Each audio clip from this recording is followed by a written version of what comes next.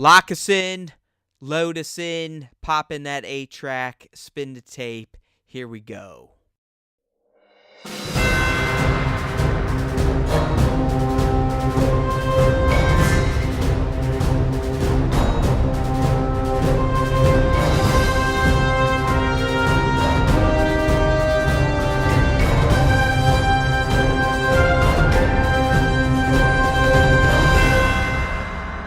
Hey now everyone, welcome back to a brand new episode of the Star Wars Time Show. It's Matt, Nick, and Pete, and we don't know if we have any other cats in the house. It doesn't matter. We're here to talk Star Wars.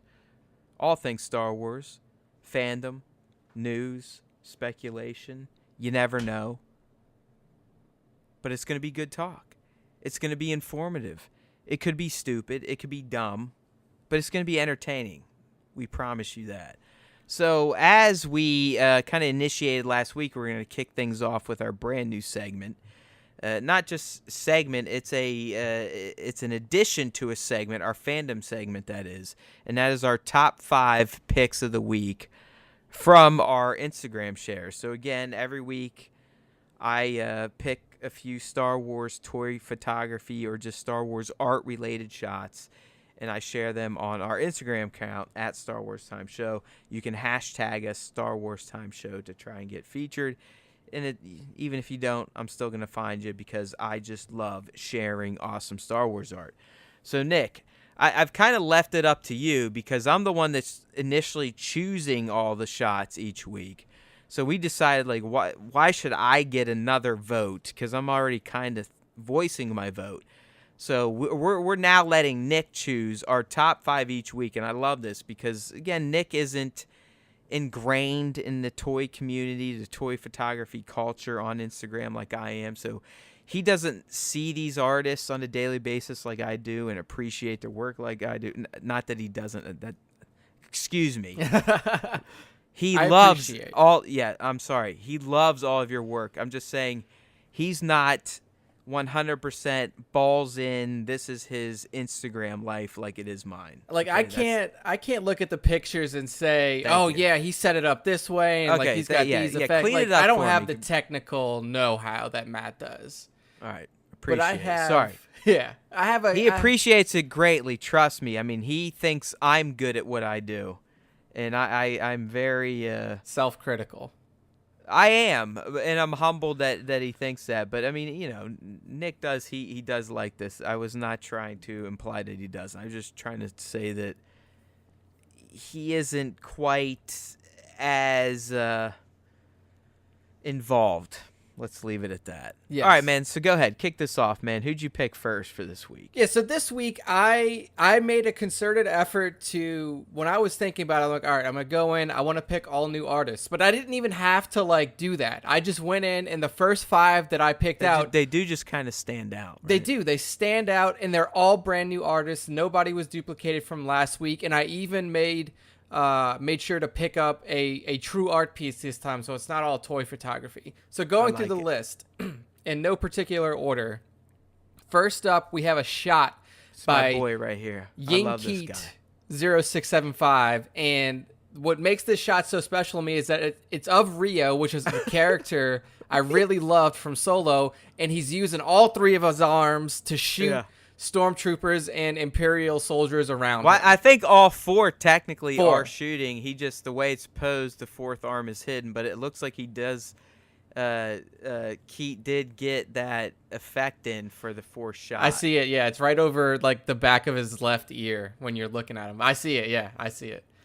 And the thing is with Yinkeet, and I honestly love this guy. I mean, I work with him at the Xlu Collective on Instagram, and it's also xlucollective.com. Check it out if you are into toy collecting, toy photography. Trust me, there's some top-notch shit going on over there. But Keat is just, I mean, he's a hard worker. I mean, this guy puts out multiple images a day. When he gets new figures, he does what I call series of shots, where essentially for a week or 2, that's all he's going to be sharing are shots of the new figures. And he really takes advantage of his dioramas. This is the Nova Revol diorama that a lot of photographers use. I have it. Mine's still sitting in a box because rumor has it this thing is a fucking nightmare to put together. And I know me. I'm borderline insane. I've broken so many video game controllers. I probably could have bought multiple consoles based on how much money I've spent on controller replacements because I'm nuts. So I know I'm not going to try and put this together. But it's a fantastic dio. It's a great pose. And then he puts some great effects in there. So, I mean, Yinkheat 0675 is a highly recommended follow for, Star Wars shots, toy shots in general, because the guy's going to give you multiple shots per day. Beautiful stuff. Beautiful stuff. So, yeah, that's number one on the list. But they're not ranked in no particular order. So, next up, and I think, Matt, you really drove home exactly why I picked this one when you posted it. This is something you hang on a wall, by the way. Yeah, exactly. So this is from TK Birgit, and it's basically a shot of an AT-AT driver, and it's just the thing that is so striking about it is that there's no crazy effects. He's not like fighting or anything like that. It's just this guy. He's walking through the sand. There's a giant smoke wall in the background, and like you said in the post, it's the scale, like the sense of scale that this shot captures is really, really striking. And this is like, if I could get this blown up, I would definitely hang this in a room or something like that. I mean, this is just top-notch photography, staging. I mean, it's just so stark. I mean, we see so many images on our Instagram that we share. That's a lot of action, action-oriented shots, a lot of movement, blur, special effects. This one, straight up, just a beautiful shot.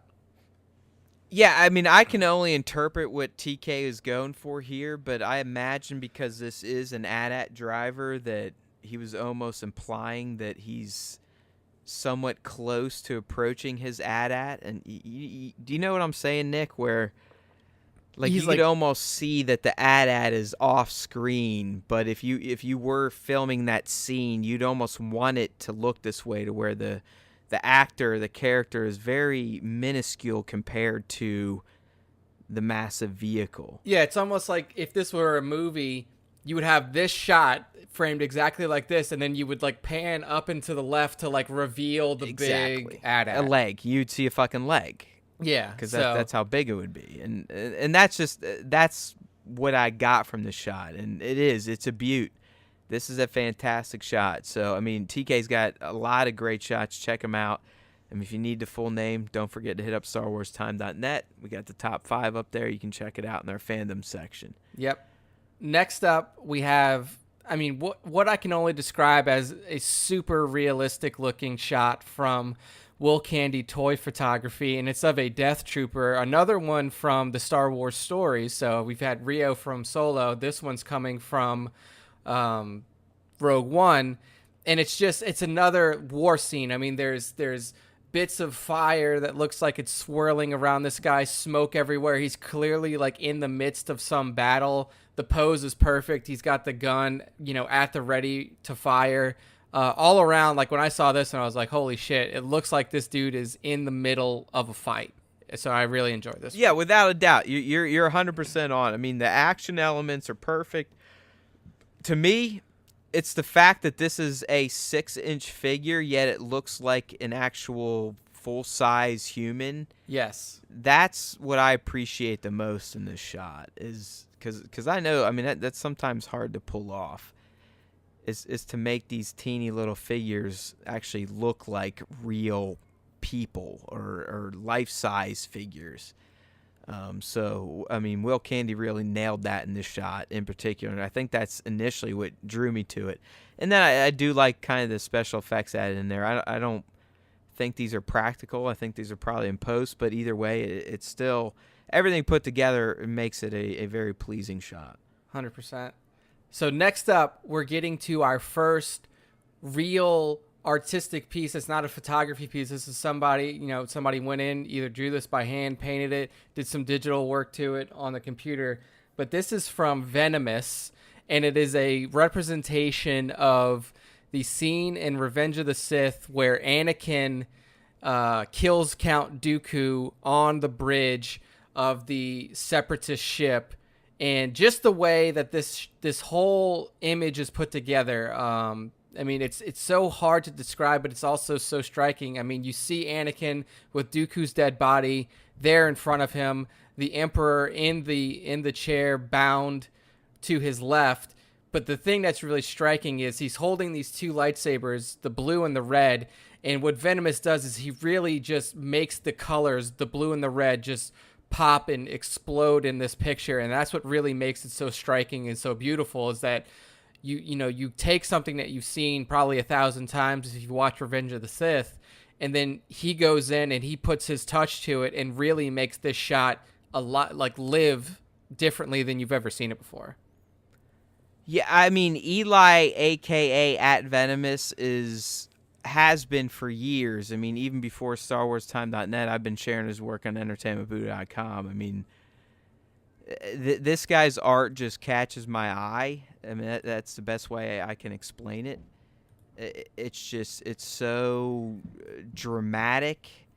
He always provides great contrast. He always has great sharp lines.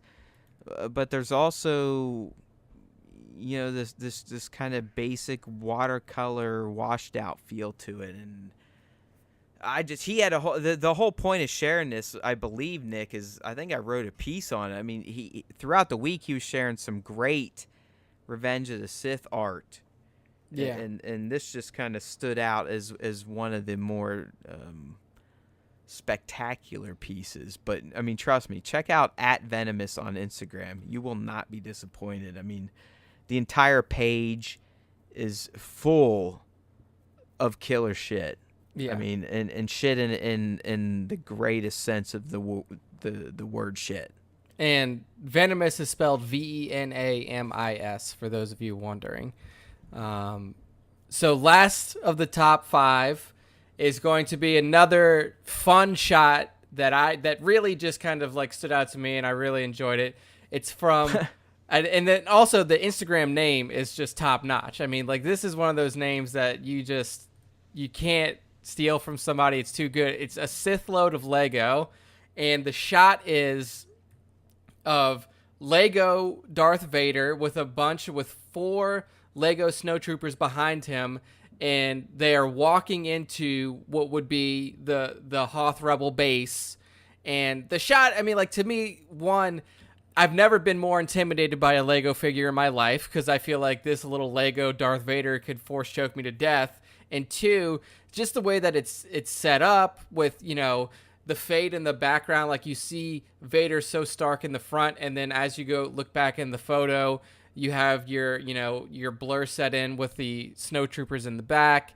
The smoke effects or the atmospheric effects that are used in this are used to really great effect, because we can all remember the scene when this is happening. And that's what was so cool to me, is like, when I saw this, I immediately was like, holy shit, I can remember like when this was happening in the movie. So yeah, really good. I mean, I'm glad you picked up on this one, because I too I'm a huge fan of Lego photography. I mean, just Lego anything in general. I mean, I love the Lego movies, animated Star Wars Lego, Freemakers.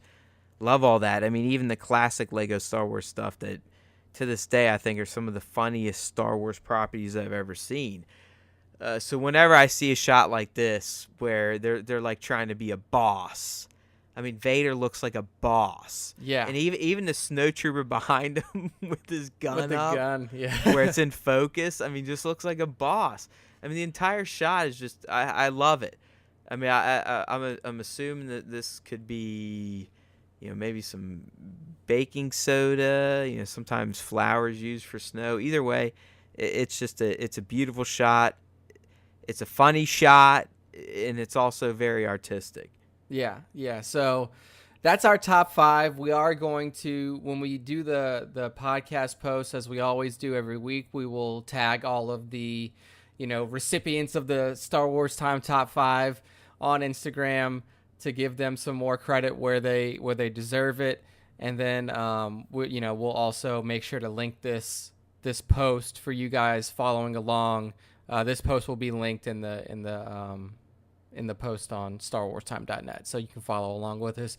Give these people follows, give these people likes on Instagram, shout them out in comments. I mean, I guess, Matt, you can talk to this way more than me, but the amount of time and dedication that gets put into this type of artwork, whether it be photography or digital art or painting or anything like that, the amount of time that you put in, is so immense, and just simple gratitude from fans like us or even you guys listening goes a long way to help keep these guys motivated to do the things that they love. So just I mean, just someone that shares my own toy photography. I mean, just the fact that anyone likes my shots it's humble. I mean, it's very humbling. It's like, wow. I mean, even I know it's just a double tap, but still, someone's like, "Hey, that's cool." I mean, there have been times where I've had Rian Johnson, Star Wars director, like a shot of Poe Dameron Funko Pop, and Mark Hamill himself like a shot of kind of this custom mashup I did of him on a Kylo body. So, I mean, talk about. I mean, that's all I ever needed. I mean, the fact that I know that Mark Hamill himself has looked at something I've done and actually liked it, it's good enough for me. I mean, I'll keep going. Yep. So give these people follows, give these people likes, give them comments, and tell them nice things because they deserve it. So we are going to move on in our fandom section, and we're going to talk a little bit about something that dropped today called, and it's a little bit of news on Triple Force Friday, which is basically the collector's dream, right, Matt? Like, this is... Oh, dude, anyone that's worth their salt in Star Wars collecting, you know what a Force Friday is. So we're now getting something called a Triple Force Friday. This is pretty ridiculous because if you think about why and how this is happening... I'm already, I think I'm starting to shake from it already. That's how nervous I am. Okay, so for those of you out there who are wondering, what is Triple Force Friday? Well, let's first talk about it a little bit. It's going to kick off 12:01 a.m., so midnight, October 4th. And the reason that it's called Triple Force Friday and not just Force Friday is because this year, 2019, we have 3 Star Wars properties, brand new, that are getting ready to drop on us around the same time of year. Those 3 properties are Star Wars Episode 9, The Mandalorian TV show on Disney+, and EA and Respawn's Star Wars Jedi Fallen Order video game. So if you think about that, you can take everything that's associated with these properties, and they're from 3 completely different time periods. Episode 9, obviously new trilogy. The Mandalorian, original trilogy. Star Wars Jedi Fallen Order, end of the prequel trilogy. So much merch is going to be, available for these 3 properties that Star Wars has decided that there is going to be a day completely dedicated to this merch drop. I can't. I mean, as a diehard collector, I mean, just sitting here, I'm again, my head is exploding.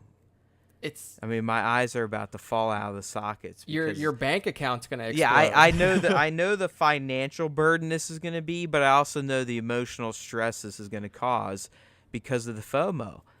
I mean, there's a lot of FOMO with this stuff, Nick, because you don't know if the store you go to at midnight is gonna have all the shit. You also don't know how many other lunatics are gonna show up with you trying to cannibalize that shit. Oh yeah, dude, because I mean, it's gonna be this stuff keeps me up at night. Yeah, it's gonna be a madhouse. I mean, people like me who haven't gotten into Star Wars collecting yet, mostly due to the fact that if I did, I'd be broke as fuck. We will skip out on this, but you guys, you hardcores, people in the toy photography community, people in the collecting community, people, who are, resellers, everybody's going to be out there on October 4th chasing this stuff down. And it's going to be like a Black Friday for Star Wars fans. Like, it's going to be nuts. It is. There have been, honestly, I hate everything about Solo's release outside of the fact that it didn't get itself like its own nutty. I mean, it had I believe there was an April special figure day, but it was nothing like a Force Friday. I mean, that's the only good thing about Solo releasing in May versus December. Yeah. Because Force Fridays suck. Because there's people where I'm from in Columbus, Ohio, I've seen them year in, year out. And I know some of them are just straight fucking scalpers. Ugh. And I hate those motherfuckers. Yeah, that's the fucking worst, dude. Because you can see, I mean, their carts are loaded with the exclusives, as many as they can get. That hurts, you know? Well, I mean, that's collecting, man. It's a dangerous business. Now, do you know, has it been announced yet if there are going to be any store exclusives? Because I know within the... there's always going to be something like that. I mean, maybe not in Black Series, but there definitely will be Funko exclusives. Yeah, so get ready, people. If you like yourself some Star Wars figures, some Star Wars toys, October 4th is going to be the day of days for you. 12:01 a.m. Line up. I'm more than likely now. Toys R Us is gone, so I'm probably going to go to my local Target. Is going to be my spot. Yeah. And then, once we get any news about store exclusives for Funkos or anything else like that, we'll let you guys know on the podcast. We got you covered. So, but just for now, there's no news on that. But October 4, 12:01 a.m., be ready. It's time. It's time for Star Wars time. It's always time, bro. It is. There's always time for Star Wars time, as we say in this household. Next piece. This is going to be one more toy piece, and we're going to talk about. And Matt, you informed me that this is a very controversial totally. topic, especially within the X-Glue collective chat on Instagram. But and this has been teased, and this is the new Hyperreal line from Hasbro within the Black Series family. So honestly, what most of us are speculating, especially based on the images released today of the first Hyperreal Black Series figure of Darth Vader, which is going to be an 8-inch figure, so it's going to be around 1/9 scale, which is slightly larger than the 1/12 scale that the typical Black Series line comes in. So anyways, Hasbro's trying to go for a higher-end figure. I mean, he's going to come with multiple hand attachments. He's got soft goods cape, soft goods tunic, it looks like. But as we're looking at this, I mean, because, the people on IG... we get it. We've spent a lot of money on figures. I mean, $8 figure to us is really nothing. I mean, some of us spend $200-$300 on a figure, right? The Barbie size. Yep. So when you see an $80 like 8-inch figure, you're expecting to see something insane. And we all just looked at this picture, and I don't know what you thought, Nick, but I'm going. Honestly, the $20 Black Series version looks more authentic than this. Yeah. I mean, I looked at this without looking at the price point first. And I was like, oh, man, this looks pretty good. The soft goods cape, because you have informed me that this is like, when you have soft goods included. It's a huge deal, dude. Yeah. Like, you have no idea. Like, if they put wires in that, bigger boners around. Yeah. So I looked at it and I was like, okay, not bad. This looks pretty good. And then I scrolled down and I saw the $80. So this isn't confirmed, but apparently it's going to retail for around $80. I was like, man, that seems steep, especially considering the fact that you've told me how much you've paid for super high end, $200 for super high end figures. I look at this and I'm like, $80, even to the untrained eye that is me. I do feel like that is kind of steep. And like you said, I'm looking at the area like around the helmet, like around like the neck, and then like going into the face. It does not look like the highest of, I don't want to say the highest of quality, but it's definitely like something does feel off about it, like you said. No, it's not, because I've spent many $80 on Japanese imports, specifically from the SH Figure Arts line. Other collectors will know what I'm talking about. I mean, those to me are like little art pieces. This is like, it really is. It's in the helmet, and I think the chest, the chest apparatus looks off. Yeah, doesn't look as detailed. I mean, you could argue it should almost have lights, possibly. I don't know, or they should at least be clear plastic on the lights. This is the only image we got, but I've seen others after we posted this, Nick, And he does, I mean, obviously he gets other hands and stuff, and it looks like he's going to pose well. But just based on this shot, it definitely hasn't gone over well among collectors and toy photographers. Yeah, so, I mean, I know you're a fanatic, like you're a crazy person. So even if this does come out I'll $80 probably price, get it. I'll probably get it. Like, let's not be crazy, Nick. yeah. I mean, I'll probably end up getting it. But right now, these proto shots aren't really doing justice for the price tag, if anything else. I think that you guys in the toy photography community may be able to do this figure more justice than the photographers at Hasbro. I'll say more that. than likely. More than likely. Yeah. So I think that I'm looking at this shot now, and I'm like, it looks okay. It doesn't look like it's worth $80, but, give it to you. Give it to the guys at Exclusive or Exclude Collective, and this could look way better. Just give you guys a day with it, and then come back, and then I look at it again, and it's a $150 figure in my eyes. But that's because you guys are professionals, basically. Like, how to. That's just you being too nice, but I mean, you never know. Like I said, this could be early prototype still. But to me, it's just really what puts me off the most is the helmet. Like, just the head in general just doesn't seem right. It almost looks tilted in a way. Like, if you look at, if I'm looking at it could this be the figure, lighting and the shadows and the highlights. I don't know, but yeah, it's definitely a little bit off. So something's wonky there. So if you guys out there are interested in toy collecting, I mean, we spend a lot of time toy photography, toy collecting on this podcast in the beginning half. Take a look at this figure. We'll have the post linked in the podcast post. Let us know what you think. Do you think this is worth $80? Would you pick this up? If you already have a Vader figure, do you think you need this to complete your collection? Drop us a line. Let us know what you think, because, to me, I'm a dumbass. I look at this, I'm like, $80 is a lot of money. I'm about to buy a house. I could probably buy some nice shit with $80. Yeah, Nick's like, yeah, fuck that. Yeah, like, that's like food money for the week. Yeah, exactly. Like, I had Subway for dinner today, so, like, Yeah. that was, that's where I am financially. Like, I can't afford to drop $80 on this, but you people out there who are super into collecting, photography, other things like that, let us know if you think that this particular piece is $80 worthy. We have one final piece for the fandom section, and then we move on just to a quick one though. I mean, yeah, not anything big. But then we have a lot of episode 9 news, so stick around. Right after this, we jump into episode 9. This last piece of the fandom section is just an announcement for Star Wars Celebration. Star Wars Celebration 2019 in Chicago, April 11th. I could be wrong. I think it's April 11th through 16th, something like that. Second week of April.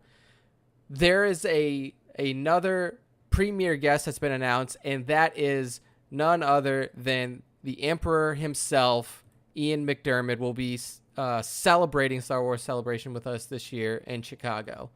So, Matt, you were there in 2015 or 2017. 17 was the last one, yeah. For TLJ, and he was there for that one, right? I think I remember seeing videos of him there. I can't remember, but irregardless, I think he'd be a great listen. I really do. I mean, because this is another guy like Daniels that's been around since the early days. I mean, he played, obviously, a very key character in Jedi. One of my favorite characters in Jedi. Yeah. Really one of my favorite characters in Star Wars in general. I mean, he's one character you could argue that technically wasn't even ruined by the prequels. No, because Ian, like, you can't. He was really... almost strengthened by the prequels, like the only character that was bolstered by the prequels. I mean, if you listen to us talking about prequels when we go on our rants, sometimes, oftentimes it ends up with us being like, Palpatine, Darth Sidious has to be considered the most, exactly. successful Sith of all time. 100%. So we definitely. I'm a huge Palpatine fan, by the way. Oh yeah, huge. Oh yeah, I mean, Palp's my lead in big time respect. So big time respect. And then also, I mean, Ian McDiarmid, if you think about it in terms of Star Wars, how prolific somebody is in Star Wars movies. That's what I mean. I mean, he's up there. I mean, he's in the royalty conversation for sure. Absolutely. I mean, he's been in 5 Star Wars movies, and some people are like, "Oh, 5? What's that mean?" Mark Hamill has only been in 5 Star Wars movies up to this point. Episode 9 will be his 6th. So, and then that is including his inclusion in TFA, which was literally a 10-second shot of his face not saying something. Like, Palpatine, Ian McDiarmid, and honestly, Ian was only in 4. I mean, they dubbed him into Empire. Yeah. So that initially that was like some random dude with monkey eyes, and I'm not fucking kidding. Yeah. So I'm not kidding. Like, the original Emperor was some dude, and the eyes were, I believe, monkey eyes. They were. I can specifically. It almost looked like Look a claymation it up, people. face. I'm not kidding. Yeah, like go back This is pre-reworks. This is pre-special editions. Yeah, pre-special editions. Like the Emperor was that you see in the hologram on the Star Destroyer in Episode 5 was just some random ass like Matt said, some random dude that they just kind of threw weird eyes on. It was very very odd, very off-putting to say the least. Totally. But him being placed into Episode 5 properly puts him as being featured in 5 movies. You have all 3 prequels, then you have Episode 5, Episode 6, which is more than most Star Wars actors. The only people who have more than him are or character cameos who have more than him are Chewbacca, R2-D2, C-3PO, and then you also have Han and Leia, who are both, or Leia, who's at 5 because of her inclusion in TFA and TLJ. We assume she was also going to be in Episode 9 to some degree. Well, I mean, could you argue she's in Rogue One? You could actually, yeah, that's a good point. You could argue that the character of Leia is in Rogue One, so she would be in 6. Yeah, I guess. I mean, yeah. And then the droids, obviously, R2-C3PO have been in every single film. So nobody's ever going to catch up to Anthony Daniels and how many Star Wars movies he's been in. It's just not possible. Well, they weren't in Solo, correct? They were not. So that's the only movie that they were removed from. But so, I mean, it's No, because Chewie didn't show up until Sith. Yeah, so Chewie was out of Episodes 1 and 2. Yeah, but it's close. It's close, and no, the droids they're the Mac Daddies for sure. I mean, George is on record saying that the entire original trilogy was told through the eyes of the droids. Yeah, so really cool stuff. I'm definitely excited to get some sort of visual or be able to hear Ian McDiarmid talk at Celebration. Again, he's a fantastic actor even outside of Star Wars. And, his portrayal of the Emperor in the prequels is probably the soul-saving grace. And then, obviously, his work in Episode 6 was fantastic. Joining him will be puppeteer for BB-8, Brian Herring. We actually called Brian out when he announced his rap on Episode 9 a few weeks ago. And then also, this is funny to position it this way, but the voice of Salacious Crumb, Mark Dodson will also be there.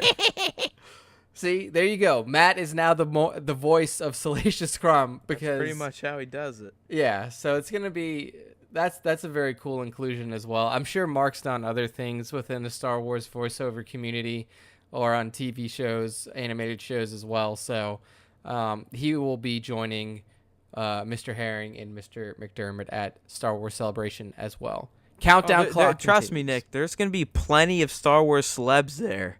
Good luck listening to any of them. I know. Unless you want to sit in line for hours. Yeah. So I'm super excited to be there.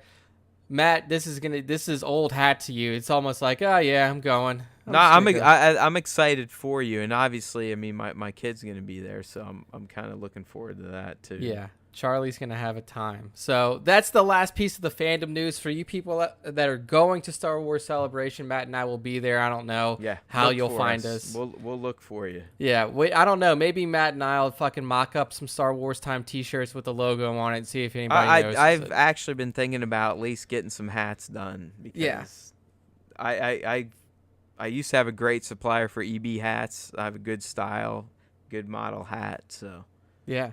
We could do that. And then if somebody or shirts, but yeah, totally. Yeah, we'll wear them around the convention center and see if anybody recognizes us. Even if one person comes up to us and be like, "Oh, I like you guys." That would, if one person came up to me at Star Wars Celebration and noticed me based off of the Star Wars Time logo, I might pass out on the spot. It would be like the best thing ever. Yeah, it would be incredible. It'd honestly almost be as good as watching episode 9. Yeah, I mean, that would be just completely make our day. So if you're there, look for us. If you're not there, we will have coverage from the show floor as much as we can. And then obviously we'll have our post-mortem podcast where we go over all of the shit that we saw and all the things that we did. So stick around. All right, Matt, are you ready? Oh, I was gonna say, man, I'm pumped. Let's do this because I'm looking at all my tabs. I mean, there's endless tabs of episode 9 shit to talk about. Yeah, this is the most packed episode.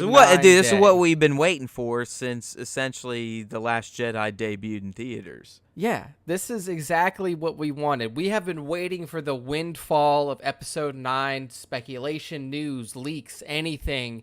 And I have to say, JJ has run a tight ship. Like, if we think back to episode 8 stuff, like Ryan was pretty liberal with the amount of, set pics that he shared. Dude, he was taking, on his own little janky camera, he was taking pics. Yeah. I mean, they were more artistic. He wasn't really showing shit. And we also had a lot of set leaks there. I can remember like video from the set, like somebody outside of Acto taking video, and stuff like that, and that leaking. Episode 9 has had next to nothing when it comes to set leaks. Bro, and stuff. JJ opened a Twitter account on day 1 of Principal and then posted his second, I think maybe his third tweet on the last day of Principal. Yeah, so I mean that's how different it was. Yeah, so completely different experience. But we're gonna kick off our episode 9 coverage with a simple story from Dominic Monaghan. I don't know how you say his last name. I love this guy. I mean, he's fucking Mary. He's Mary from Lord You of the guys know Rings. exactly who I'm talking about. Yes, you know who he is. But he has come out and said, or what was his name on Lost? Charlie.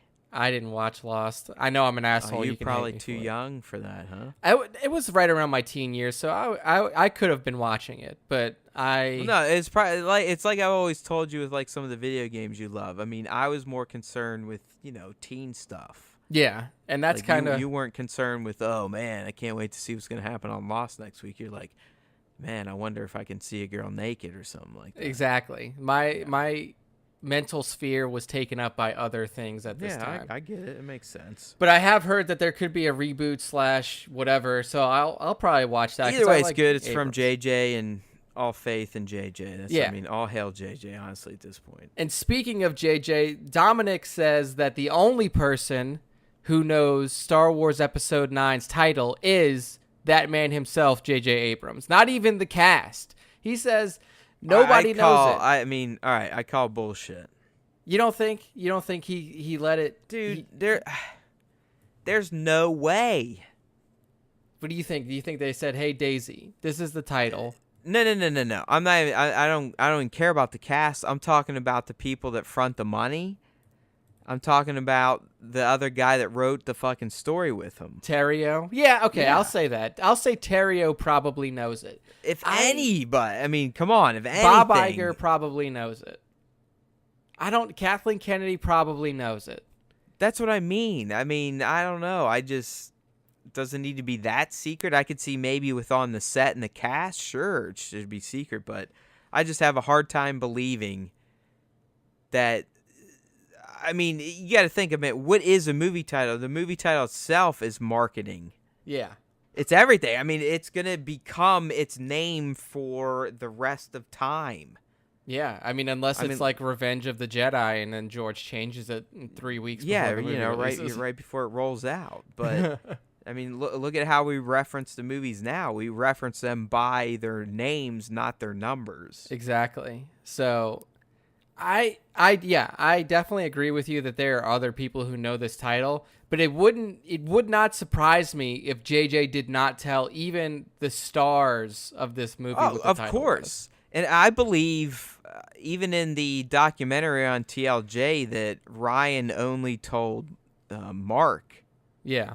Like, or Mark was the first person Ryan told what the title was going to be. I mean, it makes sense because, I mean, the title has no bearing on how these actors do their job and go and play their roles. That's shit for us. That's like fan nonsense. Yeah. So, but it is interesting to hear him put it that way, that like apparently it was so locked down on the set that he thought that like nobody knows except JJ. So, well, think about it. I mean, how relevant are Star Wars titles? They're very relevant. They are. essentially explain the movie. Yeah, and like I was talking, I mean, every fucking Star Wars movie title sums up the goddamn film. Yeah, I was talking to somebody at work today, and he was like, "Man, you know, he listens to the podcast. Shout out to Marshall." And he was saying like, I really do think that, you know, these new movies really have the strongest subtitles. He specifically called out The Force Awakens. And I gotta agree, like TFA, The Force Awakens is a fantastic subtitle to that film, and it is perfectly, it fits perfectly in line with the plot line, what happens in the plot, and then the overall, I mean, like The Force Awakens is something that is an overarching theme throughout this entire new trilogy. So, I mean, you're fucking right. Snoke says, "Have you felt it? There's been an awakening." Yeah. I mean, it's a perfect subtitle. And again, like TLJ, The Last Jedi, at the end of that movie, right? Mark, it was like almost a double entendre. I mean, it was Luke, but then it wasn't. Yeah, and Luke himself calls it out at the end to Kylo. Right. He says, "I am not the last Jedi." I mean, these, like you said, these titles have significant meaning. And having them leak out early could, I don't want to say could have, you know, an effect on people's perception of the plot or give something away. But, I mean, it is. Like, a Star Wars title reveal is almost as big as another movie's first trailer. Well, that's why we all laughed at the Solo reveal, because we're all like, oh, what's it going to be? And then it ends up being Solo. Yeah, it's Solo. And we saw that, like, fucking, what's his name? Woody Harrelson posted a shirt photo like 5 months before the title reveal, and it was just Solo. We're like, okay, Solo, working title, Star Wars story. All right. It's like, all right, well, that's what you went with. But yeah, so apparently the episode 9 title is locked the hell down. Even people on set didn't know it. So let's move on to our next piece. And this guy, Anthony Daniels, has become... I don't know. I mean, is this guy losing his mind or what? He could be. I mean, he's become a very interesting follow on Twitter ever since he's wrapped up photography on episode 9. And basically, we talked about this last week. Like, Daniels has gone on to this weird cryptic tweeting, you know, binge. Like, he tweets out these odd things. Something is coming from the beyond, and I can't make it out. It's fading. What does this mean? Who is this? He, you know, all of this different kind of stuff. And this week, about 3 days ago, he took to Twitter again and sent us a message from the beyond. And this is what it reads. And then just imagine, if you're not looking at this, there's a ton of ellipses in here. It's like every 2 words, there's an ellipsis. So it says, signals faint, but now more. Bright stars, because Paleo, and this is all capitalized, P-A-L-E-I-O, fading, the letter N, capital, fading, could only be the pa, P-A, to the answer, fading. Have to update system, will this never end? Robot error, should read, reboot, pal, is your only fading. No, it's such nonsense. It's such nonsense. But, you know, I looked in the comments and there were people like me trying to decipher, like, what the fuck is going on here? I'm like, the only word that I recognized in here that is not something that's easily accessible was paleo. Robot. So this word, P-A-L-E-I-O, I was like, what the hell is that? It's the only thing that I don't really recognize here. So I looked in the comments and other people had translated it or tried to translate it based off of different languages. So I did the same thing. I punched in P-A-L-E-I-O to Google Translate. And this this is what Google tells me. Google tells me that paleo is Google told you to go fuck yourself, right?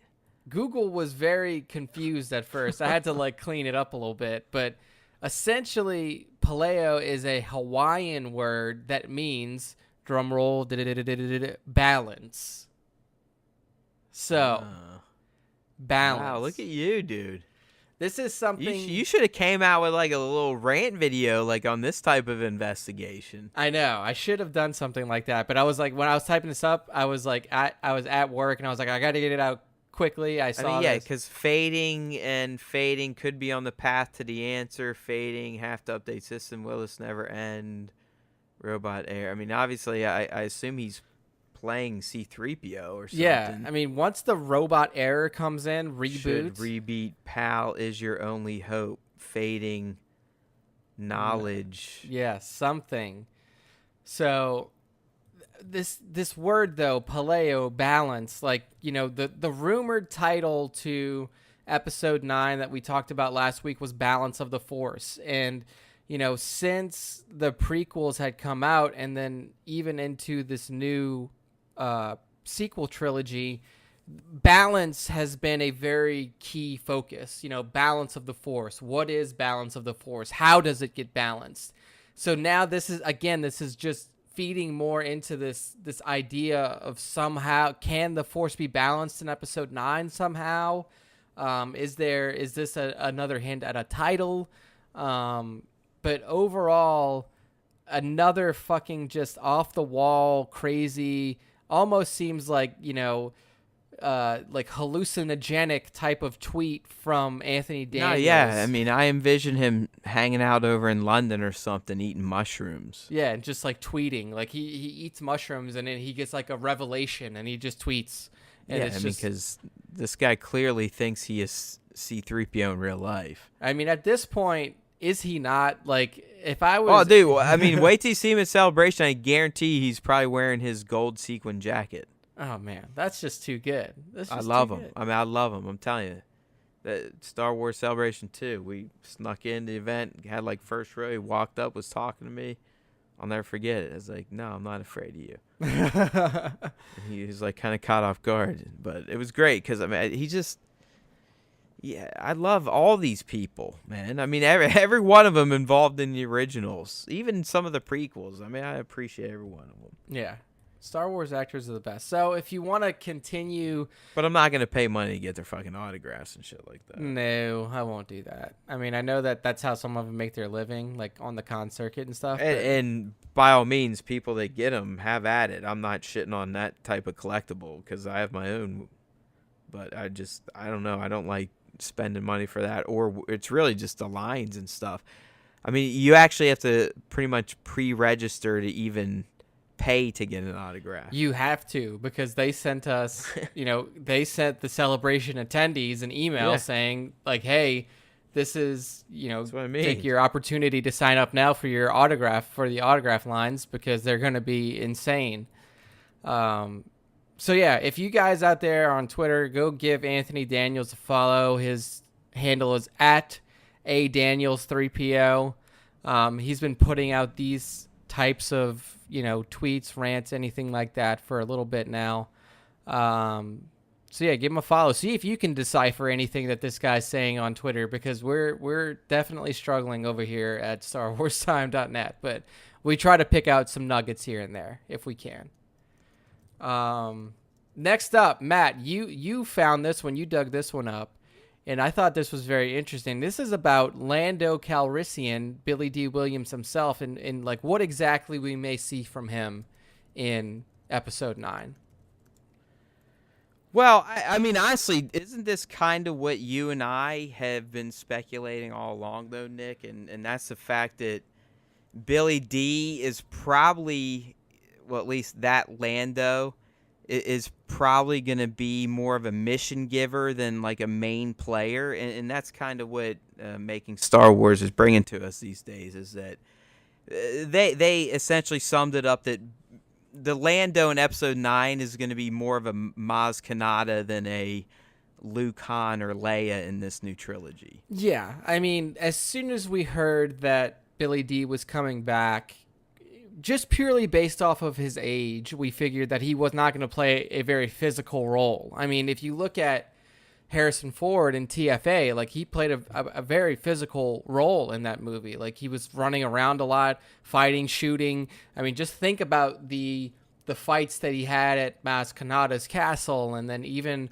on the freighter that he had initially had before regaining access to the Falcon. I mean, that was a lot of physical running around and stuff. Like Billy is definitely not in the type of shape that Harrison's in. He's also significantly older. So we knew that it probably wasn't going to be something like that. So to hear from MSW that he's likely going to play a role similar to Maz Kanata is not very surprising. But I do want to see, like, is he going to be able to provide, like, military forces? I want to see where this guy is. Like, what is he doing? Does he own his own planet now? Because I think he could. Dude, I mean, like, pure fandom, I'd love to see him back on Bespin, to be honest with you. Oh, shit. Yeah, that would be dope. Right? I mean, why? Let's not reinvent the wheel with Lando. I mean, I would love to see him reclaim his shit. Yeah, I think that's a pretty good call out.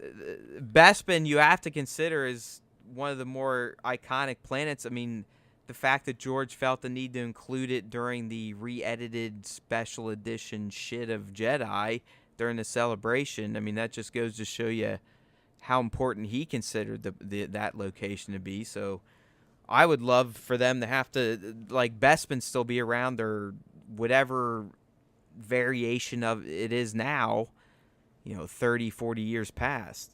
So do you think that the link up to Lando could be done through Leia before she dies? Because who else would know Lando? I mean, obviously a ton of people would, because he was a general in the fucking rebellion, and obviously is a pretty famous smuggler / scoundrel. Yeah, I mean, I think I think that'd be the ideal method, without a doubt. I mean, off the top of my head, yeah, I'd prefer Leia, to be the one to reach out, but I just trust these people to figure that type of shit out. Yeah. To make it feel natural. I mean, really haven't let me down yet with this trilogy. I mean, I know some people feel let down, but I haven't felt let down, so fuck it. Yeah. What I want to see is, one, and we're actually going to talk a little bit about this in short order, but one, I want to see what is Lando rocking style-wise. And I want to see where he is now in the galaxy. Because before, well, like dude, you said, yeah, like you said, we're going to be talking about style, and I think we already know what that style is going to be. Yeah, I mean, one, guaranteed cape. Lando does not go anywhere without his cape. It's even better than that, but we'll save it for the concept art stuff. Yeah. I mean, I love that they made this design choice. I think it's fantastic. All right. So, Lando, going to be more of a Maz Kanata type character in episode 9, at least according to MSW. And then we teased an upcoming segment. But before we get to that, we're going to talk about a possible teaser trailer incoming. And this comes from a Star Wars fan website called Fantha Tracks, and it's a UK-based website. And apparently they have some knowledge that major UK cinema chain has received. I mean, this is still probably bullshit, but I love, why not? I mean, it could be bullshit. It could totally be bullshit. But according to them, a major UK cinema chain has received a package from Disney called, here it is, TT1 SW9. And wow, what could that mean, man? What do you think that means? I mean, does Disney have any other movies coming out that have SW9 in the title? Even TT1 makes it's almost too perfect. Teaser trailer 1. I know. I mean, really, we could have wrote this and just completely lied. But if you're sitting here like, what are all these letters and numbers mean? TT1, teaser trailer 1, SW9, Star Wars 9, R2D2. Yeah, like, so that is the rumor here, and they said that it is currently encrypted with a KDM key delivery message key, so not even they can see it until Disney sends them the correct key to unlock it. Basically, what they're saying is red alert, teaser trailer incoming based off of this drop. So, I mean, Matt, like you were saying, do you think that there is any sort of like legitimacy to this? I mean, dude, they just wrapped Principal. I know I'm spoiling one of our last things, our last thing. So I don't know. I don't think JJ's been remotely thinking about a trailer. Not that the directors cut the trailers. I mean, don't get me wrong. I'm not an idiot. I know the directors aren't the ones that release the trailers. I mean, they may have some input, but... And, of course, they could still cook up a trailer based on the footage they've been shooting since, whatever, August. I just think at this point, right, man, we're halfway through February. You know, we're, 2 months away now from Celebration? Yep.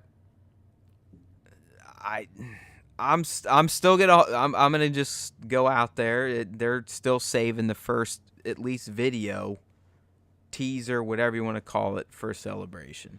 I do think we're going to get the title before Celebration.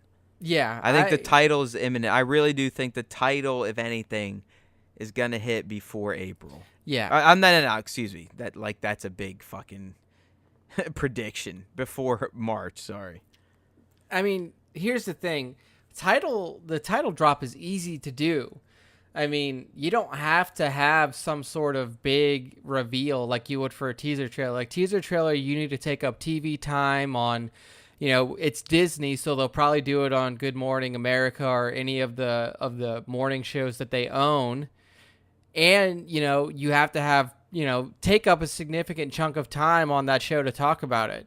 With a title drop, all you have to do is one post on social media, and that's it. And then you get all of the explosion, buzz, anything you could say immediately. Do you remember how they did the one for Jedi or TLJ? Was a poster with it too, or was it just words? I think it was. So if I'm remembering correctly for TLJ, I think it was like a short video where it was actually like it showed the Star Wars red letters, and then like the TLJ, like the Last Jedi, like flipped in the middle up. I think that's how they did it. I could be wrong. Well, it was. I do remember like the Star Wars was red, and that kind of got people all excited. Yeah, exactly. But we did. I don't think we got a poster. Like the only poster that we got was like this, the stars in the background and stuff like that. But we didn't get the first official TLJ poster with it, from my memory. So it was literally just like a straight trailer draw or title reveal. So, but yeah, I mean, we've talked about this for a long time. Like we've talked about the title reveal of the trailer. Excuse me. Bless you, sir. Sorry. I should mute that shit, but we're not professionals here. Yeah, we're not quick on the switches. No, but fuck that. I don't have like a dump button or anything. Yeah. So basically, I'm with you. Like what we're most convinced of here is that we're going to get the first teaser, the first video evidence of episode 9 at Celebration, because why wouldn't you? I mean, you want to have a massive reveal at Celebration, and what's better than giving you the first visual footage of this film? And, that's obviously some people may not be happy about that because, they want to experience it the same way everybody else does, but they're gonna give a little bit of extra love to the people who pay to be at their convention. So excited to be there, excited to see it if it does drop. And then in terms of this, this teaser or this rumored teaser, I would say that's probably bullshit, but we'll see. And also, like, the fact that he said that they sent it to a theater chain is also one of the things that really doesn't sell it to me. Because why would a theater chain need the teaser? They're not going to put it in front of a movie, right? You don't think they would do that for the first teaser? Oh, yeah, of course. Oh, yeah. Yeah, like... I mean, the first Star Wars trailer eventually, I mean... these days, we're, obviously with YouTube and this, that, and the other thing, the internet in general and streaming, they do dump trailers there, but it'll also play in front of movies. There's no doubt. Yeah. The first Star Wars trailer will be attached to movies. Yeah, the first trailer, yeah, for sure. No, even this teaser will. That's what I'm saying. Oh, wow. Okay. No, I 100%. I mean, even the TFA one with, Finn popping up with the armor on played in front of movies. That's true. Yeah, I did. Yeah, I forgot about that. There's no way. I mean, you got to remember, there's people like me that used to buy tickets just to go watch Star Wars trailers. Yeah. When the internet, when there was no YouTube and shit. So. Yeah. There was no proliferation of videos. And it still surprises me, again, it's just because I'm in such a bubble and the way I live online. There are people that honestly do like watching 20 minutes worth of fucking trailers before a movie at a movie theater. I mean, I could do without it. I'm ambivalent. No, I hate it. Trailers. I hate it because I'm someone that literally sees the trailers as they come in online through Hootsuite or whatever. Yeah, for you, but it's torture. There are people out there that aren't like me that don't, consume their lives with fucking pop culture shit. Yeah, like even I don't watch every trailer. Like I barely watch. Like I watch trailers for Marvel movies, Star Wars movies, and then like other comic book / geekosphere stuff. But like everything else, I don't really give a shit about. But yeah, I mean, I think I'm with you though. I think we get title reveal first, and then we get first trailer drop. But what do we know? We're just two fucking fanboys sitting in our rooms talking about Star Wars. We'll leave the professional, the marketing and all of that stuff to the people over at Disney and Lucasfilm. But we will say that they're wrong when they're wrong. Like with Solo. They were wrong. All right. We got 2 more pieces of news. And this one, Matt, you were This one bummed me out because I feel like our last cast, we had a good cast. It was a little light in terms of how long we usually go, and this would have been perfect. And that's because, Nick, I mean, this thing, I don't know if it dropped as we were casting, but basically I threw it up last Saturday. And I don't typically like to do these types of posts on the weekend. I like to somewhat peel back from the fake internet life. But when this thing dropped, and what we're talking about is it was the first legitimate episode 9 concept art leak, like big time leak, and it's still up there. I mean, I was putting disclaimers in the post and the video that it may get pulled, but clearly Lucasfilm doesn't give a shit. But I'm still running with it. This is as legit as it fucking gets. I mean, based on JJ's picture today, which is still going to be our end cap, I already know it's legit based on H and K. So anyways, Nick, on Reddit, someone posted essentially a series of, I forget, like 15 or 16 shots. Yeah. That are legit. They're basically, I mean, people have seen it before where, if you're on a movie like a Star Wars, they'll do like a photo shoot. They'll just have a drab background behind you. They'll put you in your costumes and they'll shoot you. And, sometimes they'll do cardboard cutouts out of it, or, fat heads, whatever. And that's essentially what this leak is. So it shows a lot of characters, and some of them are just random aliens, whatever. Nick and I aren't going to spend time on that. But we get some shots of some pretty key characters. I mean, new characters, as well as the OGs that are well worth diving into. Yeah, so if I'm just going to rattle off some letters here, and then Matt, you'll know what I'm talking about. I think the big ones here are C, E, H, J, K, O. Those are the ones that I think are the really big ones. And like you said, those are the ones that reveal to you these new characters, new looks, anything like that. So if we kick it off with C, last week we talked about speculation on who Richard E. Grant's character was going to be. There was still speculation that he could be Thrawn. Now, through this leak, we can see Richard E. Grant's character is a First Order officer. We see him in full First Order regalia, full black outfit, black gloves, black shoes. And I mean... Yeah, so let's kind of take this You gave the spoiler alert, right, or no? Oh, well, spoilers. Yeah, I mean, I think we did. We gave a spoiler alert whatever. saying... Who gives a shit? Yeah, if Yeah. you can't figure it out as we're sitting here saying, "Oh, there's been a leak, this, that, and the other thing," that's your fault. I'm not going to take blame for that.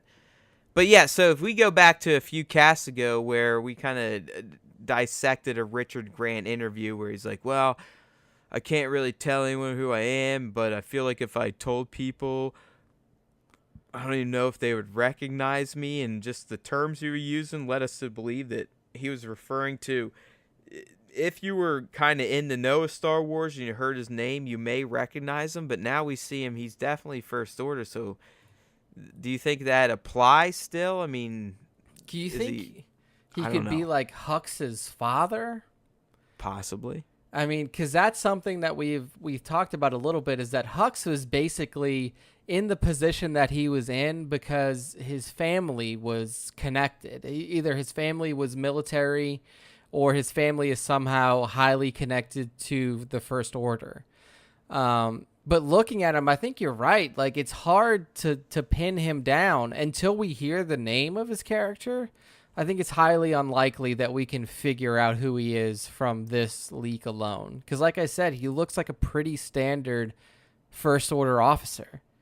So yeah, I don't think that we can safely say like, oh my God, this guy is X person now that we see this photo. I mean, it would be interesting if it comes to pass that he is, Hux's father, or he's fucking, Grand Moff Tarkin's son or something like that. It would be that, honestly, I mean, that's kind of a good call right there. I mean, if he was a Tarkin, that'd be pretty fucking neat. Yeah, I'm not gonna lie, I'd take that. And then, it kind of fits along with what he was saying. Like, I don't know, even if I said it, I don't know if people would know who I am. Like, would they recognize me? They wouldn't recognize the character, but they would recognize the name. If he said that he was, Tarkin's first name was Wulfric. It was Grand Moff Wulfric Tarkin, I believe so, or something similar to that. If he comes out and he's Tarkin's son, that would be very interesting. Be a very cool tie back to the original trilogy. But I don't think it would be like a oh my God, like it wouldn't be one of those fucking blow me out of the water moments like we were kind of speculating that it could be. Yeah, I mean, who knows? I know this shit's legit though, so I'm not like saying these images aren't legit. We don't really know exactly who he is, outside of he's definitely on the FO team for sure. So yeah. The next one of interest obviously is E, right? I mean, that's who Dominic Monaghan's playing, Mary from Lord of the Rings, and he's going to be a resistance officer. So I mean, it's kind of funny how two of the new people are, we got FO officer and now resistance officer. Yeah, and they're two recognizable names, and it's two people. Well, one person in Monaghan that we know that JJ's worked with previously. I don't know if Richard E. Grant has worked with JJ in the past, but yeah, so you're building out the infrastructure of the military organizations for each of these factions here a little bit. I am really interested to see, because Dominic Monaghan is a very good actor. He looks like a resistance guy, though. I mean, even in that get up there, I mean, he looks just like a hobo. He does. He's wearing very, brown, like, kind of like tree trunk brown pants. He's got like a tan shirt on, beard. I mean, he's definitely, he matches the garb of the resistance for sure. I really do hope that he plays a significant role in this movie, almost more so than was played by Benicio del Toro as DJ in for sure, episode 8. Yeah. Hopefully he gets a little more billing than DJ. Yeah, I mean, like DJ. Yeah, stuttering DJ who didn't even have a real character name. But yeah, next up, the big one to me. Yeah, the big one, letter H, and this is a full new outfit reveal for Rey. And this is a completely white outfit with just a brown belt. And then if you also look closely, the image is a little blurry, but you can see she has forearm wraps almost all the way up to her elbow crease. on her right arm with a leather brown band right below her shoulder on her right arm, and then on her left arm she has a wrist wrap, some sort of leather wrist wrap, again with the white bandages going almost all the way up to the elbow, and then she's also wearing like some tan boots. But it's definitely it's a departure from what she was wearing even in dude, episode 8. it's funky as hell. I mean, it's badass. It's very Bruce Lee. Like, I mean, she almost seems more like a martial artist than a Jedi. Yeah, for sure. Because you know what I mean? I mean, there are Jedi elements. I mean, she's got a belt. She's definitely got like half a tunic hanging, but that's just Rey style in general. Like, Rey has always had, outside of her Resistance outfit, has always had like some form of hanging cloth. Yeah, yeah. And she always has some form of forearm wraps or wrist wraps. Now she's got a bicep wrap. But it's very plain Jane, right? I mean, it's almost like a karate, what do they call them, gi. Yeah, it is very similar to some sort of like martial arts style of clothing. Like you said, it allows for a lot more freedom of movement if you think about it like practically. You know, Jedi... Well, it's kind of badass. Yeah. I mean, it's unlike anything that we've seen even... It's very righteous of anything else, right? I mean, to me, she's almost like an angel. Jesus Jedi. Yeah, like an angel Jedi. Yeah, I mean, just the pure... I love her. The white, like the pure white cloth that she's wearing. Just, yeah, top notch here. And like Matt said, you know, for a little tease towards the end, we have this outfit confirmed via an image. Oh, yeah. So, I mean, that just, like I said, that just makes all this stuff legit. Yeah. So, next up, to me... Yeah, next three are all worth. Yeah, are very similar. So we'll lump I and J together. I is a full body shot of Kylo Ren, hooded again. It's my favorite Kylo to date. Yes, I mean it looks fantastic. It's the best. I mean it's literally a hybrid of Kylo 1 and 2. Yeah, because you get the hood back from 1 and you get the cloak from 2. And it becomes 1. So it is more like, it's very similar to Luke's get up in Jedi. Yeah. Dark colors, not black. identical, but very same. It's a more of a hooded cloak than a robe, right? Yeah. That's a really good way to put it. But I think the key feature here in I, but is also zoomed in on in J. Oh yeah, better in J. Yeah, is the mask. That's paid off. I mean, that's a rumor now. Again, that's just why Making Star Wars owns, because they're usually never wrong. So. Yeah. I mean, and it paid off perfectly because even in the Making Star Wars article, they mentioned that his helmet would be pieced back together with some sort of red filling. And it's exactly that. Like, if you look at the close-up shot in J, the helmet, his helmet, motherfucker literally just glues the shit back together with like some sort of like dark side glue. Yeah, like red dark force energy glue or something like that. It almost looks like there's fucking. It almost looks like magma is like in the fucking helmet. Magma, liquid hot magma. But yeah, I mean, shit looks good. I am, like I said before. I maintain, well, I won't say I maintain, my favorite character in this new trilogy is Kylo, by far. I love Rey. Kylo's my favorite character. I'm torn, man. Like, the more I've watched him with my little girl, I think I'm a Rey homer. Yeah, I've always been. I mean, it just goes back to that fucking wood scenes in TFA. I can't get over that. I mean, that to me is one of the most...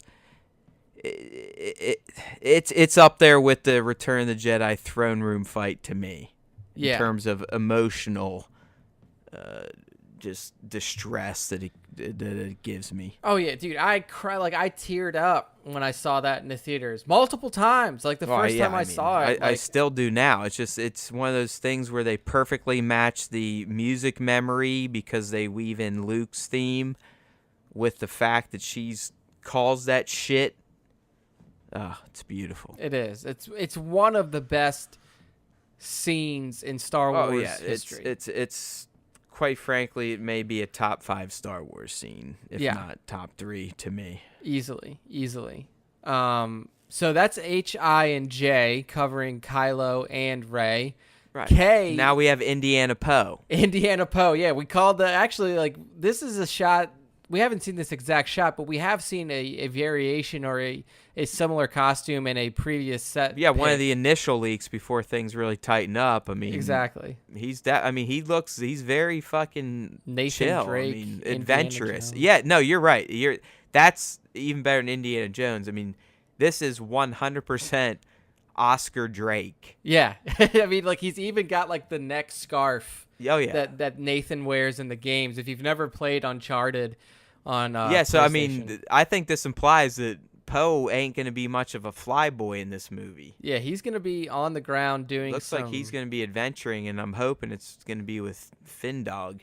Yeah, because that one initial leak did show those two characters together. They showed Finn and Poe together. So, but yeah, like you said it, Oscar Drake is basically what we're seeing in this picture. So, and this again is confirmed in what we're going to talk about here after this segment. Exactly. So basically, a breakdown of the photo is he's wearing a bandolier of some sort. No ammunition from what we can see on it. Looks almost like a survival sash.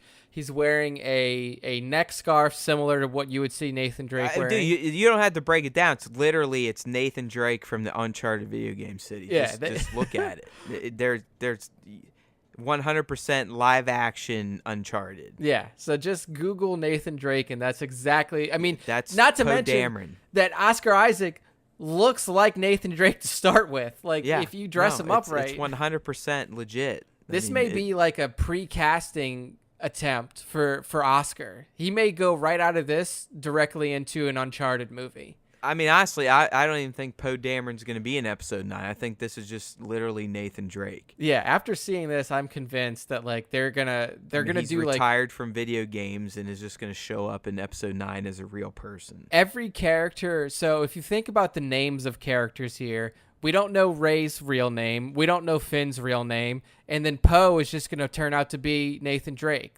Everybody's name's going to change in the last movie. Yeah, Poe Dameron has been his spy name. He's from Sony. He's literally Nathan Drake. All right, dude. So, I mean, honestly, the last one here is the one we teased earlier. And honestly, it's the best one, and that's O. Yeah, O. And O for Lando, baby. We get a full body shot of Billy Dee Williams in costume. And what's he fucking wearing? He's popping the cape, baby. Of course he's got a cape. Not even the cape. Dude, he's wearing Lando's outfit from Solo. Yes, the yellow undershirt, whatever you would call it. I love that they did that. I mean, it's such an obvious overture to Solo, but that's what I like. I mean, they're like, yo, fucking put him back in the most recent outfit that people are going to remember. People were probably heavily expecting blue here. They're like, oh, of yeah, course, blue. But I love that they're like, yo, fuck it. Just mirror what Gambino just whipped in Solo. And that's fresh. That's in everyone's mind. That's going to give the biggest pop as it's giving with me right now. I love it. Yeah, the yellow it's so standout too because the cape itself is like a dark brown, and then you just see the pop of yellow right on his chest. Oh, and he looks so Billy D too, doesn't he? He does. Even though all these are all skewed up and fucked up looking, he just looks like Billy. Yeah, I mean, he looks so happy to be fucking Lando again. I know, man. I can't wait to see this movie, and I mean Lando in particular because he was such a fantastic character that was so different than everybody else in the original trilogy. I mean, you had Luke, Han, Leia. They all had their own personalities, but Han was shady, but Lando was really fucking shady. Yeah, but he'd still end up doing the right thing. Lando was also, he was just so smooth and debonair and like hitting on Han's woman as soon as they got to Bespin. I mean, like he was such a different character, and you know, we got that paid off again in Solo with Childish Gambino, with Donald Glover playing Lando. I think he did a fantastic job. I am so excited to see the man himself pick up the cape, pick up the yellow shirt, and really just fucking jump back into that person again. So, no, I mean, honestly, when I saw this, obviously, I was instantly drawn to Rey, Kylo, and Poe. yeah. Not gonna lie, but when I saw the Lando and the yellow, I was like, man, that is clever. I love that decision. Love it. Yeah, it's just, again, top-notch fucking work by the costume designers and everybody over at Lucasfilm and Disney. Yeah, it's perfect choice. Perfect choice. All right, man. So, I mean, that we kind of, everything else was alien-based. I mean, who knows? Some could be the key to winning this big conflict, but I don't really give a shit about the aliens. Yeah, go check it out. We have the post up on StarWarsTime.net. We'll have it linked in the post for the podcast as well. So if you want to go look at all of the other images in there are some good ones. We have one that's a Resistance, fighter. We have a bunch of aliens, like Matt said. So go check them out. All right, Matt. Last topic of the day, and this one is a tugs on the heartstrings, man. I don't know if you read my article. It was funny because J.J. Abrams tweeted out that principal photography has wrapped for Star Wars Episode 9. I'm at work. I see it. I immediately post it in Matt and I Slack channel, and both of us wrote up articles at the same time. Like assholes. Yeah, we're both It's like called asshole management. So we both wrote them up, and we both posted them up, and the thing that made mine win the day is that with the better tweet, imagery. Yeah, with the tweet, JJ posted up a beautiful image. Fantastic. Of I mean, honestly, I would hang this up in my house. Yeah, I mean, this is just such and they're not even like being Star Wars. They're just being their real people. And I still creepily hang it up. Yeah, and it's like, I wish these people were in my family. It's an image of Daisy, John, and Poe just all wrapped in an embrace together. And the look, particularly on Oscar, I mean, I said Ray, John, and Poe. Ray, John, and Ray. Daisy, John, and Oscar. God. Can't even get the names right. Real life, buddy. These are real people. These are real people, yes. But, yes, Daisy, John, and Oscar.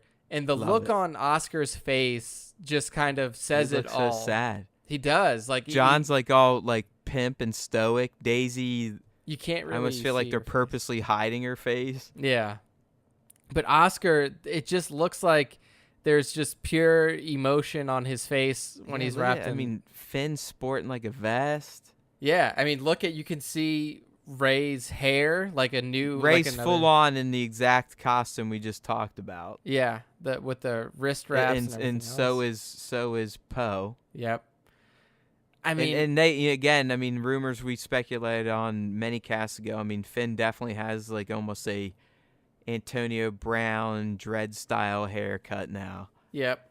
I mean, what do you think about this location? Is this a desert, a beach? I mean, it definitely looks like a desert because you can look. It almost looks like it's Tatooine or something. Because if you look off to the right, there is some sort of like tank, like it could be like a moisture. Do you think this is last shot?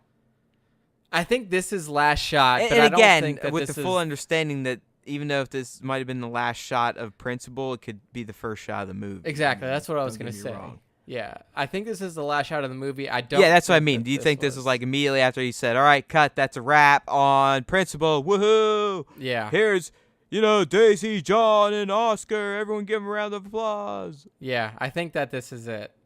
I've watched a lot of behind the scenes, by the way. But yeah, I mean, the location, like you said, it's desert. You can see a mountain off in the background. Almost does like the mountain this. looks like Diamond Head from fucking Waikiki. I'm telling you right now. Okay. But it's not. It's definitely not. Yeah. There'd literally be a hotel right next to it. I mean, like, for some reason, this just screams Tatooine to me. Like, I see that mountain in the background, and we know that, like, there are, mountainous areas. And that's where the Sand People ambushed Luke and 3PO. It's where R2 got zapped by the Hua-Huas. And we meet Obi-Wan Kenobi for the first time. I don't know, man. I wish I was in the middle of this hug. That's all I can think about right now. I know, right? Like I wouldn't care where. I'd be in between Oscar and John or John and Daisy. I just want to be in this hug. yeah, 100%. Or like hanging on one of their backs, something. So, along with the image, this is JJ's words. He sent it out at 1:47 p.m. today, February 15th. It feels impossible, but today wrapped photography on episode 9. There is no adequate way to thank this truly magical crew and cast. I'm forever indebted to you all. And then shortly after that, I think Boyega's is even better because, I mean, literally, if you think about this, I mean, JJ really did essentially set up John and Daisy for life. I mean, Oscar, he was pretty well on his way before this. yeah. But, I mean, Daisy more than anyone. But, I mean, John, I mean, he had only done, I think, one feature. Yeah. And it's one I still haven't seen. I mean, Attack the Block. Attack I heard the Block. it's somewhat decent, but... But yeah, and I mean, go ahead and read John's, but I love this. Yeah, It's very so- heartfelt. same image from John, and it's literally 20 minutes later. That's a wrap on Star Wars Episode 9 and the end to a chapter of my life that I couldn't be more It's the thankful greatest for. thing ever. I mean, think about what this guy got. Yeah, I mean, He's a main Star Wars character. I mean, he is forever, regardless of what happens with his career, and I think he'll be fine. I mean, I think he's going to just be like Harrison. yeah.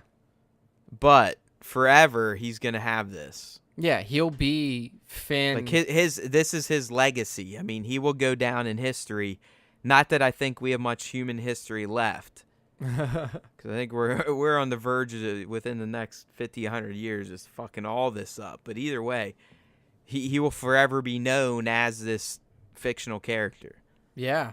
Yeah, I mean, It's nuts. Like what these people get from this. It's if you nuts want to think see the staying power, just look no further than Mark Hamill himself. I mean, well, bro, you just said that the guy that voices Salacious Crumb is going somewhere. yeah. I like mean, that's what we're talking about. yeah. Okay, so multiply that by 1,000. That's what you get if you're a lead. Yeah, and that's Boyega. So he continues in his tweet. He says, "What a process.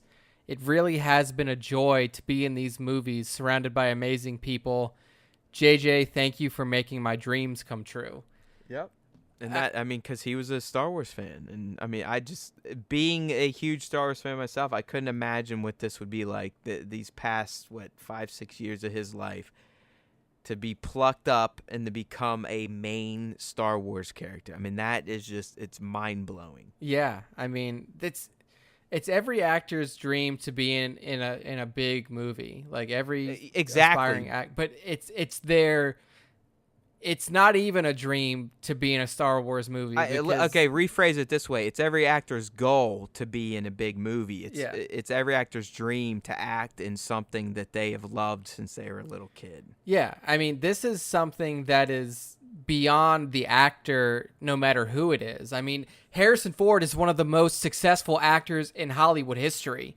Like, he's been in movies from the day he started acting until now. Like, he has had no breaks in his career. But you ask 10 people, and probably 9 out of 10 are going to say he's Han Solo. He's Han Solo. Or Indiana Jones, or the Clear and Present Danger guy, or... Yeah.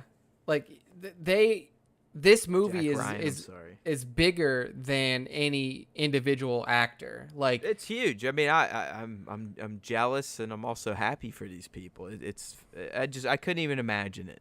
yeah. I mean, like, I couldn't even imagine being the fucking gaffer on this project. yeah, anything. Or key grip. I mean, I still don't even know what the fuck key grip is. I'll be a shoe polisher.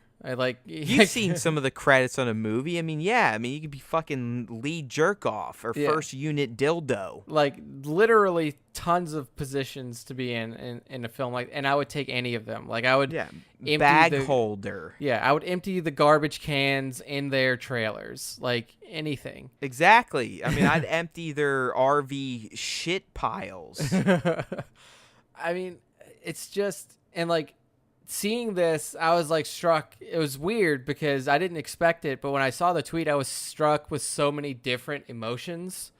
Like, it's gonna be rough, man. I mean, I'm putting it off for now, but this is.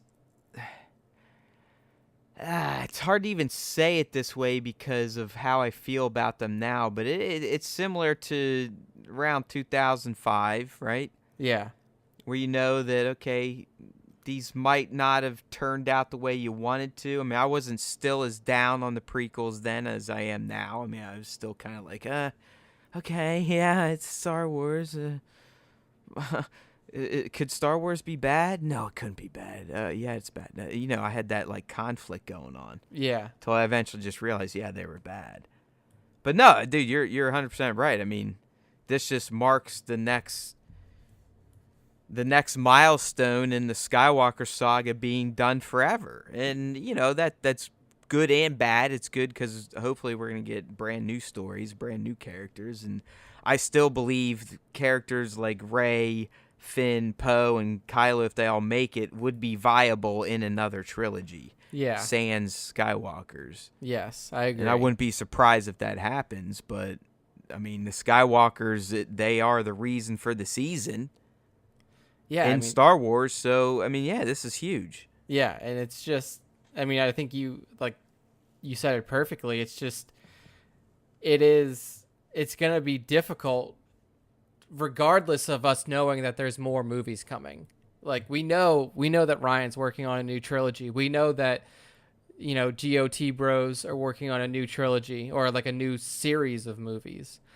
But just for me personally, like, I've fallen in love with these new characters so much, Kylo, Rey, Poe, Finn. Like, it's going to be difficult to know that this is the last journey we have with them. And I want them to get a full 6 movies. I do. Yeah, and I mean, that's not anything, like, even Mark and Carrie and Harrison didn't get that. Like, Harrison got 4, Mark got 5, 6 coming up. And then Carrie got, Carrie's gonna get 6, but posthumously, unfortunately. And it took 40 years to get 6. Like, it wasn't right away. Like, I feel like they have room that they could continue this one on very soon after this 9 ends. Yeah. I think it's, I mean, they don't have to wait for these people to become, they're now the old people passing on the new one. No, just, okay, because, I mean, you could argue if 9's the end of the Skywalker saga, that just means we're finally flushing out all the old. Now let's let this new ensemble literally just carry the torch. Yeah, you know agree. what I mean? Like, they don't have to be the old wise ones. Let's let them literally pick up from 9 as they are now the ones fully in charge. Leia's gone. We know that. Lando, he may be gone, or he's just still chilling with Maz, hanging out in the underworld. Let's now let these 3, or maybe even Kylo, continue on with whatever. Yeah, I agree. And I feel like we have that feeling because, and we've talked about it in previous casts, because of how accelerated this timeline was in these movies. Like, we've only There's covered, been no time. Yeah. There's been days told, days of story at best. Exactly. Like, we've only covered like you said, probably a few days of time, and we're going into this last movie with maybe a year jump. Yeah, with a year jump and very little character development. I mean, like, character development has come, but, like, we haven't seen nearly the level of development as we've seen in the original trilogy. I think Rey's going to be a bad motherfucker by the time this thing starts. I mean, she's got all those books, dude. I mean, a year's worth of just fucking meditating. I guarantee she's going to be she's going to be doing something fucking magical looking. Yeah, yeah. I am fully ready to be enraptured. I want Rey to fight without holding a lightsaber. Like, literally, she only fights with the Force using the lightsaber. It's funny enough that you say that. Like, at one point I was writing a Star Wars story. Like, this was way back. Like, just writing like a fan fiction Star Wars story, and one of the characters in it did that. Like, they controlled their lightsabers completely by the Force. And it's right, like they'd get up close and personal melee and, like, actually almost have some form of martial arts style attack but at the same time, you've got this lightsaber whirling around, Yeah. being controlled by their force mentally. So yeah. I mean, it's almost like Darth Treya and like the way that she's exactly portrayed in 100%. Galaxy Heroes. Yeah. Yep. So Yeah, I'm not gonna say Rey needs 3 twirly lightsabers going around, but yeah, one like that would be great. yeah. So, but yeah, man. I mean, the end is coming closer. Like principal is wrapped. That means they're moving into post. Obviously, if they have scheduled reshoots, they'll move into those. So people out there, don't be surprised if all of a sudden you hear like episode 9 reshoots. What is happening here? Like, they're probably going to have some reshoots scheduled. Like, it's just normal, cinematography. It's normal movie making. You have a period of time for reshoots scheduled just in case something didn't come out exactly how you wanted it to after post or something like that. So we'll probably get some news about reshoots. We'll probably get some news about post-processing starting. And then after that, I mean, like I put in the post, this is almost 10 months to the day of the release date. I think the release date for this movie is December 15th. And today is February 15th. It may even be closer to 20. I don't know. Yeah. You may be right. I don't know. I'm making shit up, possibly. Yeah, like we're almost 10 months to the day. Hey, Google. Out. When does Star Wars Episode 9 release? Star Wars Episode 9 comes out in the United States of America on December 20th. Okay, December Yeah, 20th.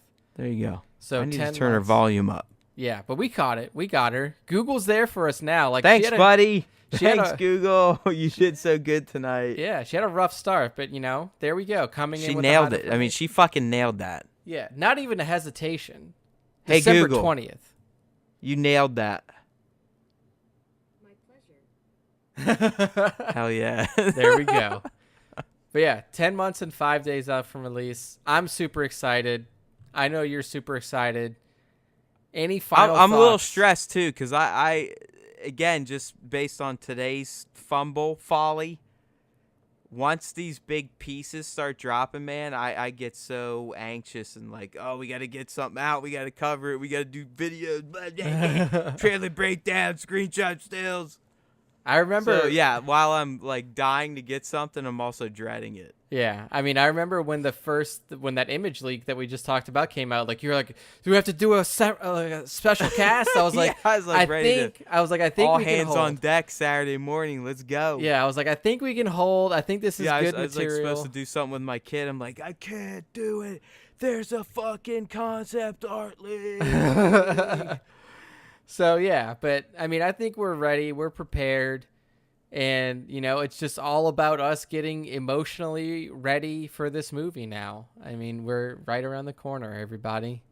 And then after episode 9 releases, we will. It's the Wild Wild West. I mean, we got Disney Plus stuff coming, and then hopefully we start getting some sort of movement on the Johnson or the Got Bros project. Yeah, because, I mean, we don't even have a confirmed next movie after this one. Like, No, I mean, I honestly think they've officially killed any potential plans for the movie that would have dropped in 2021.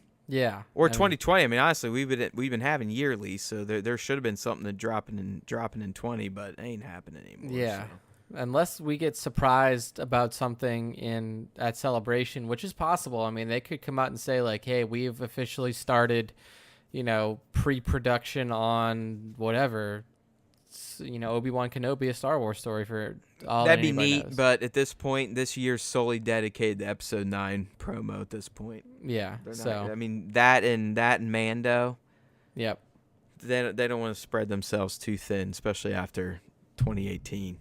Yeah. So exciting time to be a Star Wars fan, everybody. So No, it really is. I mean, it's full steam ahead. I know some people aren't big fans of the Disney approach and what they've been doing, but I'm all for it. I love having this thing back in my life 24/7, especially now I got a kid that's into it. I mean, gotta remember, there was a time where it was potentially going to be gone for good. All we had were the Clone Wars. That was it.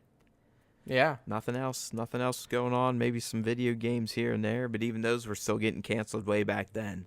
We're living in Star Wars heaven right now, everybody. No, it's fantastic. I mean, I don't care. Good for you, Mouse. Thank you for keeping it around. That's all I care about.